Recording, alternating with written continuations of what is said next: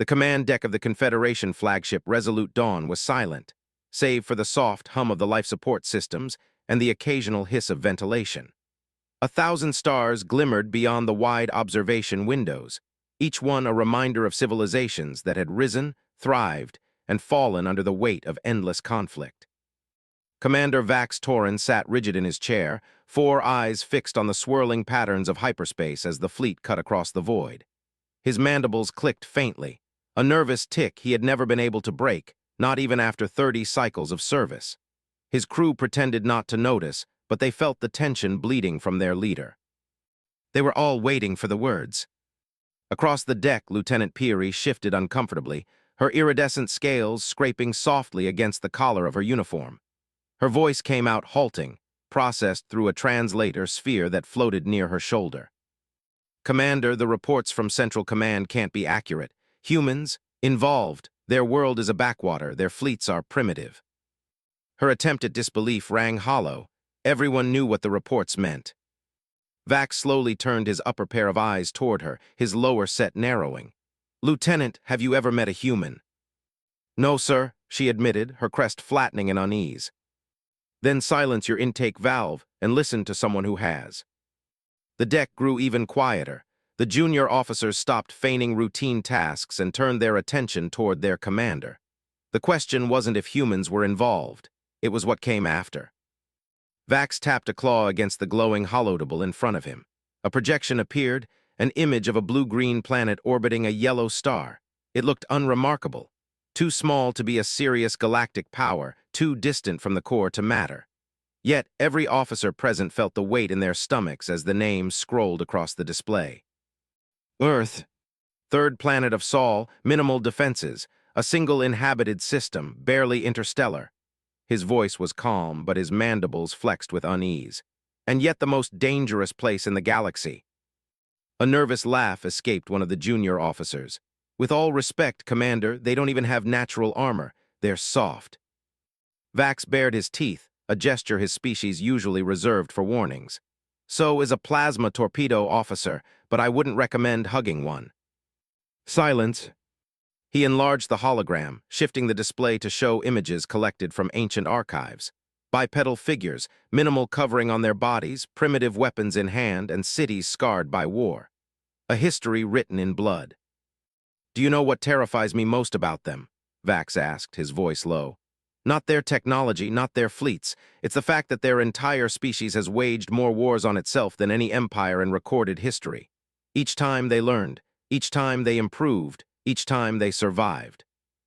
The lift doors hissed open behind them, and the air seemed to thicken as Admiral Quinzel entered. The Admiral's bulk dwarfed the other officers, his ceremonial armor clinking softly with every step. Medals gleamed across his chest, honors from campaigns spanning 9 centuries. Yet not one of those campaigns had been against humans. "Commander Torin," Quinzel rumbled, lowering himself into a reinforced chair. His voice carried the weight of authority, but also the hint of unease. "The Confederation Council is concerned by your recommendation to withdraw from the Epsilon sector. Our allies in the Drazic Empire insist we must support them against human aggression." Vax could not help himself. He laughed. It was a sharp, unsettling sound, and several junior officers flinched. "Aggression," his mandibles clacked. "Admiral, the Drazic slaughtered unarmed miners. Humans haven't responded yet that's the word you need to remember." Quinzel's eyes narrowed. "Our intelligence division suggests their response will be diplomatic. Economic sanctions, perhaps, measured." "Measured?" Vax leaned forward, claws tapping the edge of the table. "Admiral, do you know what they did when an island nation attacked their fleet harbor during their Second World War? They didn't negotiate. They didn't compromise. They built weapons of mass destruction and demonstrated them twice. The enemy didn't just lose the war. They surrendered unconditionally, their will to fight broken forever." The room temperature seemed to drop. Even Quinzel shifted in his seat. "You exaggerate." "I don't," Vax said. His voice dropped to a near whisper. "I was there during the Gragemany crisis. I watched them. When they commit, Admiral, they don't stop until there's nothing left standing against them." Before Quinzel could reply, the ship's AI chimed. Its voice was precise, emotionless, but the urgency behind the alert was unmistakable. Priority communication from Confederation Central Command. The holodable flickered. A shaken official appeared, his robes of office disheveled. Admiral, Commander, we've just received a transmission from the human government. His voice trembled. They have declared the Drazic attack an act of war. They demand unconditional surrender of all Drazic forces involved, reparations, and submission to tribunals. Quinzel snorted. Standard opening terms, negotiations will. The official cut him off.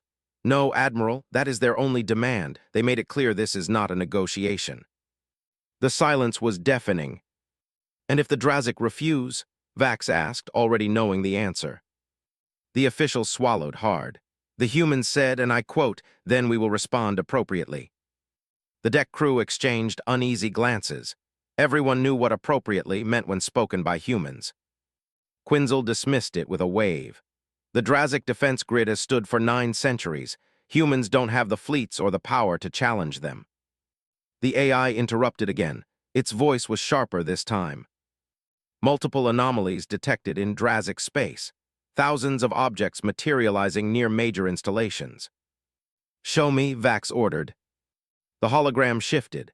The entire Drazic Empire glowed across the map, 17 star systems, countless defense stations, fleets in formation. And now, thousands of faint signals appeared around them.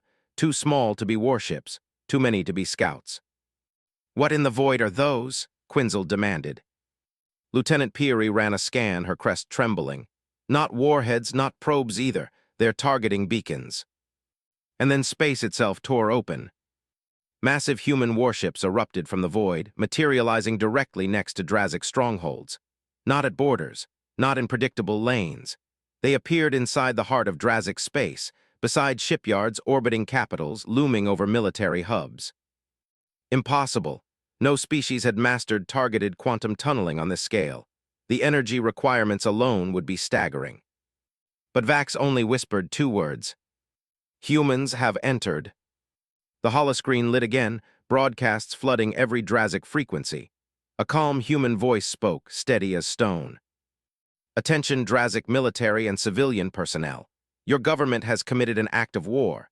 In 5 minutes, we will remove your military capability. Civilian populations will not be harmed. You have 5 minutes to surrender. 5 minutes. The most terrifying words in the galaxy. The bridge of the Resolute Dawn shook with the force of shouted orders and frantic data feeds. All Drazic fleets mobilizing. Lieutenant Peary's voice cracked as she fought to keep pace with the flood of information on her console. 17 systems reporting mass launches, defense platforms, planetary cannons, orbital fortresses, all engaging. The holographic display lit up like a festival storm. Thousands of Drazic ships surged forward, streaks of energy fire lashing out in every direction. But none of it mattered. The first volley of Drazic weapons vanished before touching their targets. Not dissipated, not shielded, simply gone. The bridge fell silent, officers staring at the impossible. Admiral Quinzel's crest twitched in fury. What sorcery is this? Not sorcery, Vax whispered, his 4 eyes wide. Humans. On the display, the human warships held formation. Sleek, dark hulls gleaming with unfamiliar alloys. Their outlines shimmered faintly with a distortion field no one could identify. Energy blasts entered that field and disappeared. Energy negation, Vax breathed. Theoretical, we thought it would take a century to master, they've perfected it. The Drazic fleets tried again, pouring firepower into the void. Beams, torpedoes, mass drivers, all erased before impact. The human ships never even twitched. Then the humans responded. Not with missiles, not with plasma, not with the kind of weapons the galaxy understood. A pulse, blue-white light, rippling outward like a heartbeat. Where it touched Drazic vessels, power died, engines sputtered, weapons went dark, communications fell silent, massive warships drifted like corpses, helpless in the dark. One by one, thousands of Drazic ships went cold. Status reports, Admiral Quinzel barked, his voice hoarse. Peary swallowed, her crest trembling violently. 17 systems, entire fleets, disabled in under 3 minutes. The comms officer flinched as another message came through, broadcast across every frequency. The same calm human voice. Your weapons are gone, Your fleets are powerless. We do not want this war, but if you continue to resist, we will erase your capacity to wage it. You have 2 minutes remaining." Quinzel slammed a massive fist against the holotable. "Lies, bluff, no species can." Admiral Vax cut in sharply. "Stop, watch." The Drazic Empire's pride, its planetary defense grid around the capital world of Droganth, ignited in a desperate final barrage. Dozens of fortified cannons, ancient and proud, unleashed firestorms that had once turned back entire invasions. The blasts never reached their targets. Another human pulse rolled across the system, snuffing out the grid like candles in a storm. The planet's skis went dark. 17 minutes, Vax muttered, his mandibles tight. That's how long it will take, 17 minutes for an empire to die. The ship's AI chimed again. "Report. Drazic command channels indicate refusal to surrender. Emperor Crow has dismissed human ultimatum." Admiral Quinzel's scales paled, his disbelief breaking into fear. He taunted them. "Yes," Vax said grimly, "the fatal mistake." On the display, another pulse cascaded. Then another. Systems fell silent one after the other. The once mighty Drazic fleets, veterans of centuries, were nothing but drifting wreckage in the span of a single cycle of a chronometer. The final 5 minutes were the worst, not because of the destruction, but because of the silence. Entire sectors went dark, their signals swallowed by the human advance. Communications cut, defenses neutralized, armadas dismantled without a single fatal shot fired. And then, the human admiral's voice filled the bridge, calm, icy, unshakable. "The military capacity of the Drazic Empire has been neutralized. Your installations remain intact. Your personnel are unharmed. Your civilians are safe. But your empire no longer exists. Surrender is your only option." 17 minutes, that was all it took. Vax's mandibles clicked faintly. "Do you see now?" he asked, his voice barely above a whisper. "Humans don't fight to win battles, they fight to end wars." The bridge crew sat frozen in stunned silence. But before anyone could breathe again, the AI chimed sharply, its tone urgent. "Alert, incoming human transmission. Priority level, council-wide, to be delivered simultaneously to all Confederation vessels." The holoscreen flickered once more. A human officer appeared, female, calm, her expression carved from stone. "This is Admiral Rebecca Park of the Earth Defense Fleet. To the Galactic Confederation, we did not seek this war. We did not start this conflict. But we will finish it. If you support those who slaughtered our civilians, you will share their fate. If you value peace, join us in ensuring no such atrocity is repeated." The message cut, the silence returned. Quinzel's voice shook. "If they can dismantle the Drazic in 17 minutes, what could they do to us?" Vax's 4 eyes fixed on the swirling stars beyond the viewport. His voice was soft, but it carried through the stunned command deck. "They just told us, Admiral, the most terrifying words in the galaxy." He let them hang there, cold and final. "Humans have entered the conflict." The Grand Hall of the Galactic Confederation pulsed with noise. Voices layered atop voices, translators straining to keep pace with the chaos. Representatives from over 200 species filled the chamber, their bodies glowing, hissing, or shifting depending on biology. In the center of the vast circular room, a projection of Drazic space hung like a funeral banner. 17 star systems, once bright with military signatures, now dark, lifeless, silent. The Drazic Empire, a power that had endured for 9 centuries, erased in 17 minutes. The murmurs built into a frenzy. Fear thickened the air like smoke. "Unprecedented," hissed the Valerian delegate, crystalline filaments vibrating so sharply that sparks cascaded across the floor. "No species wields such power. No species should." "Unstable, dangerous," growled the Brannick warlord, his claws gouging grooves into the polished council table. "We must strike now before humanity turns those weapons on us." A chorus of approval rose from certain blocks, species that had lived through countless wars, each one haunted by the memory of empires destroyed by unchecked power. And yet another voice rang out, trembling but clear. "Strike," said the gentle Orvan matriarch, her tendrils quivering in disbelief. "You saw what they did. They dismantled a war machine without slaughter, without genocide, without a single civilian casualty. Is that the act of conquerors or of protectors?" The chamber fractured into shouts. "Protectors," snarled the Brannick warlord. "They dismantled an empire." "They dismantled tyrants," the Orvan countered. "The Drazik butchered unarmed miners. The humans made sure it would never happen again. You call it terror, I call it justice." Admiral Quinzel sat near the chamber's edge, arms crossed, eyes narrowed. He had been summoned as a witness along with Commander Vax. His scales itched with unease. This was no longer a debate about humans. It was a debate about survival. The Grand Speaker Orvox, an ancient gas being whose vast body floated inside a containment sphere, finally pulsed for silence.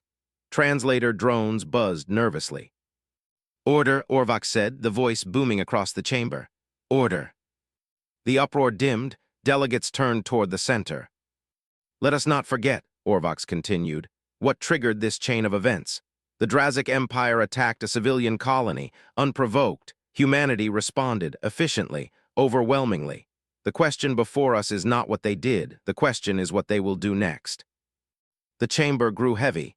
Every being present understood the weight of that question. Vax Torin, standing at the witness dais, stepped forward. His 4 eyes scanned the chamber.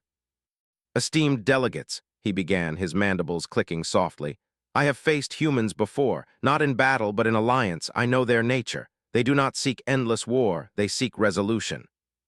A skeptical laugh rippled from the Brannick delegation. "Resolution," the warlord sneered, "by dismantling empires." Vax's lower eyes narrowed while his upper pair widened, a Tyrixi expression of cold fury. "Yes," he said, "because unlike us, they do not fight to stalemate. They fight to end the possibility of future conflict. They will do whatever it takes to ensure no one ever dares strike them again." His words hung like a blade above the chamber. And then the air shifted. The great doors at the far end of the hall opened with a hiss of hydraulics. Every voice fell silent, every eye turned. 5 humans entered. They looked impossibly small compared to the towering Brannick, the luminous Valerian, the swirling mass of Orvox. Their uniforms were simple, functional, without medals or ostentation. But the weight they carried was undeniable. At their head walked a woman with dark hair bound tightly at her neck. Her eyes swept the chamber with a calm that made even seasoned warriors glance away. Ambassador Alina Reyes. Whispers flared, the humans had arrived. Reyes stepped into the center of the chamber, her boots ringing softly against the ancient metal floor. She bowed, not deeply but with respect. "Members of the Confederation," she began, her voice amplified across every translator system. "On behalf of Earth and our colonies, I thank you for convening." Her tone was steady, not boastful, not apologetic, merely certain. "We did not come here to threaten you," she continued. "We did not come here to gloat over the Drazik. We came here for one reason, to prevent such atrocities from ever happening again." The chamber erupted once more, questions, accusations, protests. Reyes waited. She did not shout them down. She simply stood silent until the noise burned itself out. When quiet returned, she spoke again. "We will share our technology, for defense, for aid, for exploration. But we will not allow another empire to rise through slaughter, not while we have the power to stop it." Her words rang like iron. "Then you admit it," the Brannick warlord roared. "You are conquerors, you seek control." Reyes turned her gaze upon him, unflinching. "No, we seek peace. But understand this, if you attack us, if you harm our people, if you target the innocent, we will end you. Quickly, decisively, irrevocably." The chamber trembled with silence. And then the Grand Speaker pulsed again. "Delegates, the matter before us is clear. Shall humanity be admitted to the Confederation, or shall they be opposed?" The chamber's tension coiled like a predator ready to strike. But before the first vote could be cast, alarms wailed. Emergency tones blared across every delegate's comms. The holodisplay flickered violently, cutting from Drazik ruins to the galactic rim. An anomaly, vast, moving. The sensor readings scrolled across every screen. Unidentified swarm detected. Origin unknown. Scale planetary. Vector toward inhabited systems. The chamber froze. "What in the void is that?" whispered the Orvan matriarch. Vax's mandibles clenched, his blood chilled. He knew the name no one wanted to hear. "Harvesters," he said. And the chamber erupted into chaos. The holographic display filled the chamber with shifting shadows. An endless swarm of titanic vessels drifted across the rim of the galaxy, black silhouettes against the stars. They moved in perfect synchronization, like the coordinated limbs of a single monstrous organism. Delegates gasped, hissed, or fell silent as the readings came in. Scale unmeasurable. Adaptive signature patterns detected. Self-replicating biomass confirmed. The word harvesters spread through the chamber like a plague. For some species, it was legend. For others, ancestral memory carved into their cultural DNA. Every few centuries, the machines would emerge from the void, consume worlds, strip resources, and vanish back into the dark, leaving silence and ruins in their wake. Admiral Quinzel rose to his feet, his massive frame trembling.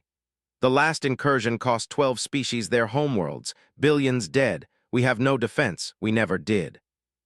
Panic rolled through the chamber. Evacuation protocols, one delegate cried. We must surrender uninhabited systems, another shouted. Ambassador Reyes stepped forward. Her face remained calm, but her voice cut like a blade through the noise. Evacuations won't save you. Surrender won't save you. Running won't save you. The chamber froze. Hundreds of eyes, compound, crystalline, glowing, locked on her. Then what? Demanded the Brannick warlord, his voice laced with bitter fury. What would you have us do, human? Face extinction with a smile. Reyes shook her head. No, face extinction with unity. She gestured toward her delegation. A new hologram flared to life, schematics, strategies, models of swarm engagements. This is Athena, said Dr. Ayanna Katri, the human science advisor, her voice soft but firm. Adaptive tactical neural architecture, a system designed to coordinate multiple doctrines, weapons, and species simultaneously. It doesn't control your fleets. It synchronizes them. It learns faster than the harvesters adapt. Murmurs spread, disbelief thick. Impossible, hissed a Valerian. We have studied the swarm for millennia. They evolve against every weapon, every strategy. Because you use one at a time, Katri replied. You fight in patterns, predictable, rigid. Athena doesn't. Admiral Quinzel's voice rumbled. You're proposing a united fleet, a confederation battle group commanded by humans. The chamber erupted into protest. Outrageous. Unacceptable. Dangerous. Reyes raised her hand. Not commanded, led, coordinated. If we face the harvesters separately, we all die. Together, we stand a chance, but only together. The Grand Speaker Orvox's sphere pulsed uncertainly. And what price does humanity demand for this leadership? Reyes's answer was immediate. None. We do not want your tribute. We want your survival. If your civilizations fall, we lose more than allies. We lose voices, art, knowledge, diversity. That is what we value. The chamber rippled with unease. The Brannick warlord slammed a claw against the table. Lies, you want power, territory, control. Reyes met his gaze without flinching.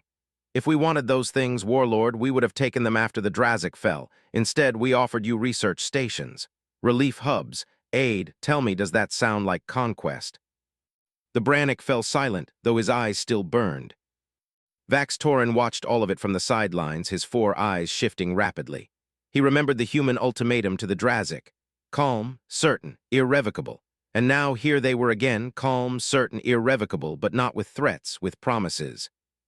Promises that terrified him even more. Because he believed them.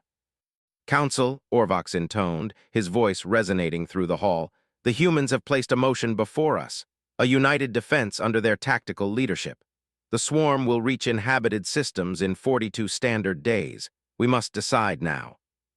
The chamber erupted into chaos again, but beneath the din, votes were already being cast.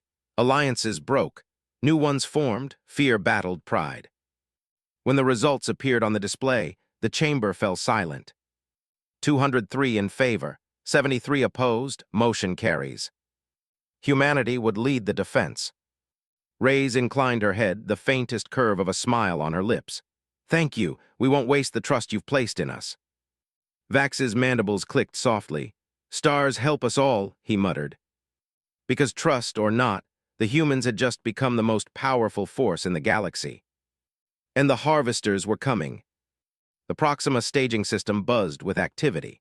For the first time in Confederation history, fleets from over 40 species gathered side by side. Massive Brannick warbarges drifted near sleek Valyrian crystal ships. The swirling organic crafts of the Orvon pulsed gently beside the blocky utilitarian cruisers of the Tyrixi. And threading between them like a swarm of dark sharks were the human vessels, sleek, angular, smaller than most, but carrying an aura of quiet menace.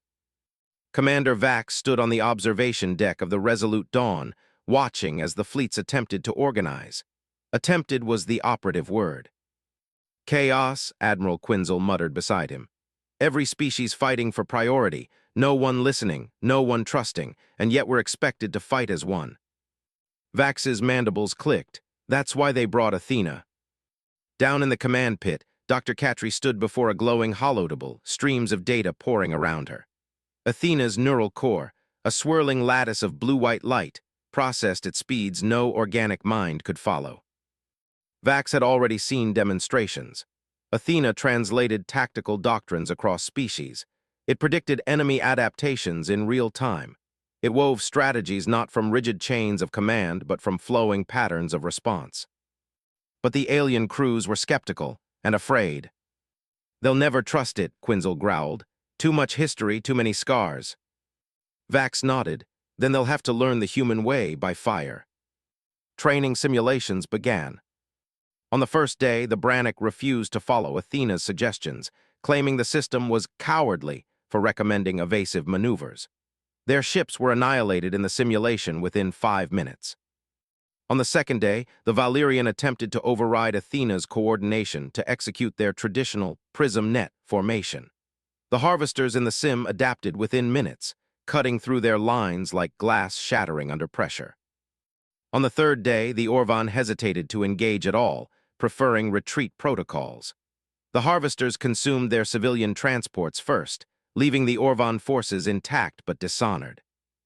Every failure ended the same way. Human vessels surged forward, adapting recklessly, suicidally, yet turning chaos into opportunity.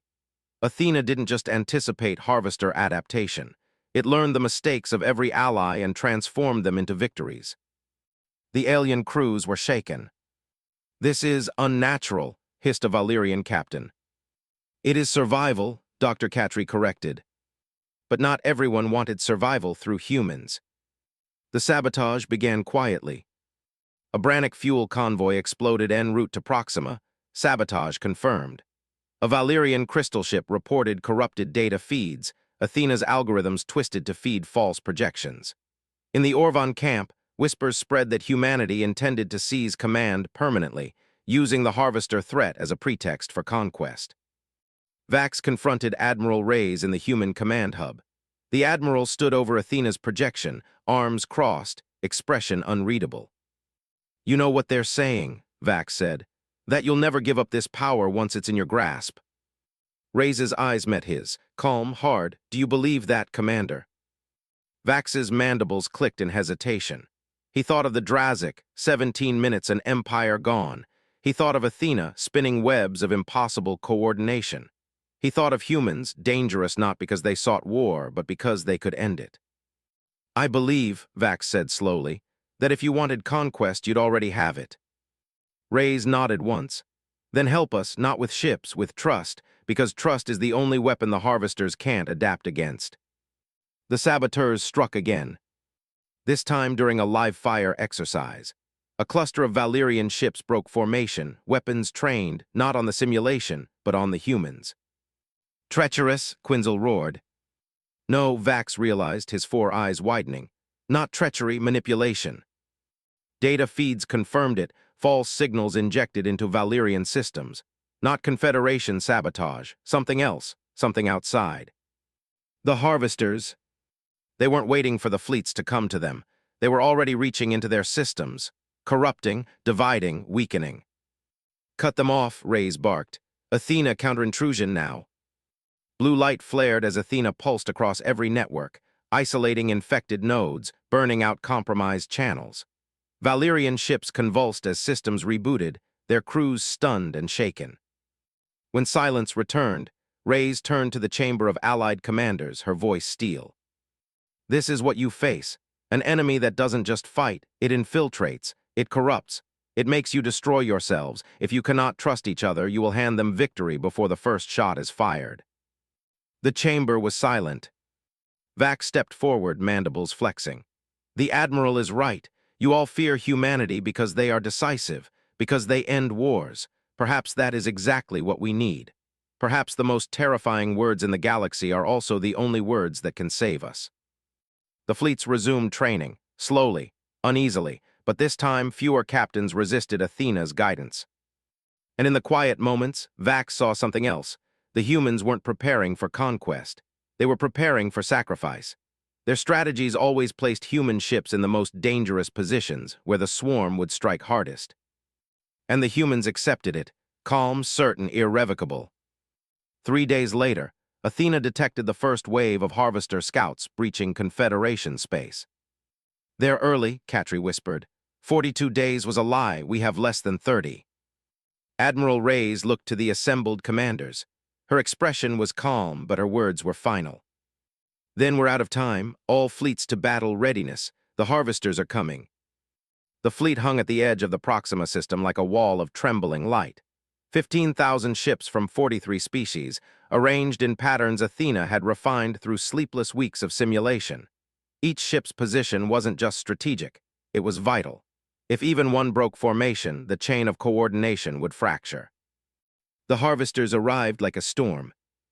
They didn't enter through hyperspace lanes or gates. They simply appeared, black titans sliding from the void as if the darkness itself had birthed them. Thousands, then tens of thousands. Their hulls were a nightmare of jagged angles and writhing machinery, growing even as the Confederation fleet watched. Each Harvester ship was alive with shifting plates and exposed machinery knitting itself into new weapons. "Scale confirmed," Athena's cool, synthetic voice intoned across the command nets. "Swarm mass equivalent to 6 planetary cores, adaptive algorithms already initializing." The bridge of the Resolute Dawn shuddered with fear, though no weapon had fired yet. Admiral Reyes stood at the center of the human flagship Eidolon, her voice steady as stone. "This is Admiral Reyes to all Confederation ships. Today we stand together. Remember your training. Trust Athena. Trust each other. For too long the Harvesters have devoured civilizations unchecked. Today that ends." The battle began in a blaze of light. The Confederation unleashed everything: beam weapons, plasma torpedoes, kinetic rail rounds, crystalline resonance pulses. A storm of fire surged across the void. For a heartbeat, the swarm recoiled. Then it adapted. Energy shields bloomed, recalibrated within seconds. Kinetic impacts slowed as shimmering barriers unfolded. Biological countermeasures sprouted from hulls, absorbing viral attacks. Every weapon lost effectiveness almost instantly. "Exactly as predicted," Katri whispered on the Eidolon. Her eyes were locked on Athena's glowing lattice. "Phase 2 now." At Reyes' command, the fleet shifted. New weapons fired, combinations the swarm had never seen together. Brannick cannons pulsing in sync with Valerian prism beams. Orvon biodarts laced with Turixi nanoplague. Entire species, doctrines woven into hybrid patterns. For minutes it worked. Harvester ships staggered, faltered. Several collapsed under the weight of unpredictable fire. But the swarm learned. Faster this time, countermeasures spread, the adaptive curve steepened. "They're keeping pace," Athena reported. "Loss ratio climbing." On the display, Confederation ships winked out of existence. Entire wings swallowed by the swarm's counterfire. "Hold," Reyes ordered. Her voice remained calm, though sweat traced her brow. "Phase 3 in my mark." Vax Torin gripped the rail of the Resolute Dawn until his claws dug into the metal. He had fought wars all his life, but never like this. This wasn't a battle. It was a storm against the tide. And yet the humans weren't panicking. Their ships darted recklessly into impossible maneuvers, drawing Harvester fire, mapping swarm reactions.